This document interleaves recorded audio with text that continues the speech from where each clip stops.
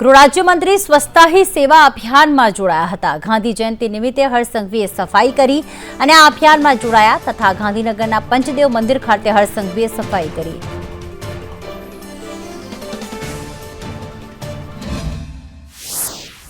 વહેલી સવારે ગાંધીનગર અને લાખો ભક્તોનું આસ્થાનું કેન્દ્ર એવું પંચદેવ મહાદેવના પરિસરમાં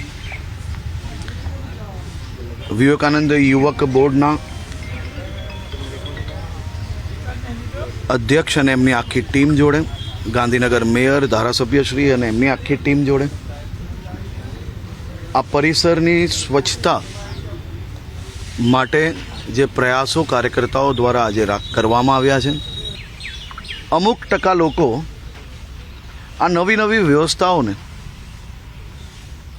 પોતાની મનમાની કરવા માટે, હીરોગીરી બતાડવા માટે બાજુમાં જ કચરા પેટી ભરી હોય, પરંતુ જાહેર રસ્તા ઉપર કચરાઓ નાખતા હોય છે।